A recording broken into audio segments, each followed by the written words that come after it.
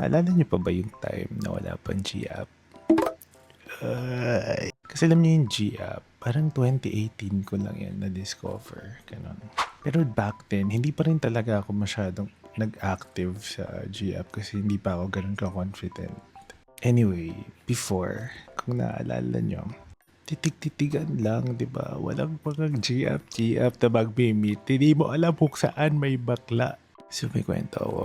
So isang araw, pauwi ako nun from Manila. Sobrang walang masakyan. As in, ang tagal ko na naghihintay sa may bandang Baklaran. Alam niyo yung hintayan din ng Cavite. Tapos, ang tagal talaga. As in, parang 1 hour and a half to 2 hours naghihintay yung mga tao. Tapos walang dumarating na bus. Tapos there's this cute guy na all black na sobrang, alam mo yung mga parang promodizer na sobrang pogi. Ganun. So medyo magkakatitigang kaming ganyan. Pero wala namang ganap.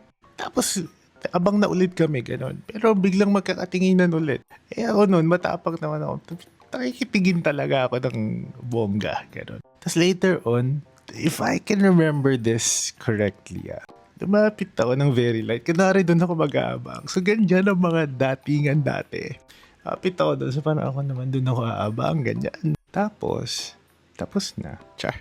Tapos hanggang sa may dumating na bus. So yun na nga, pagdating ng bus, sumakay kami. Tapos tayuan kasi puno talaga. Kawawa talaga mga taga Cavite. Tapos pag tayo namin gano'n, medyo magkadikit kami ganyan. Doon kami sa bandang dulo, magkadikit ganyan. Tapos ang mga eksena nun, mga pag nakaganyan ka, di ba? Kakapit ka sa handrail. Kakakiski. Alam mo. Tapos mamaya medyo magkakadikit na kayo ganyan. So parang, OA. So medyo alam mo yung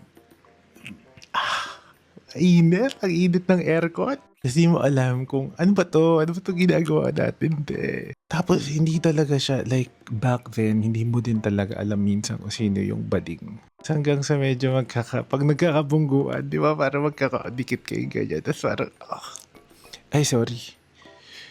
Uy, tapos pararamdaman mo na parang meron kang nafe-feel na may machika. Wala. OA. Parang may tumututok, ganyan. Tapos patago na yung kamay. Medyo iyaan mo yung kamay. Ganun, babangga kayo, ganyan. Hanggang sa mahawa.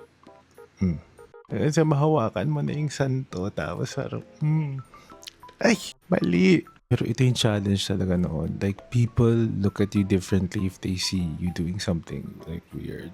Kasi po, alam mo may nakakita sa amin, tapos parang may nagbiro. Parang bading, parang may kumanon. Alam mo biglang umano siya from the landian, ganyan. Bigla na lang wala na. Tapos tumalikod na siyang ganun. Tapos later on bumaba. Tapos wala na. Ganun lang. Wala lang, naalala ko lang. Yun lang.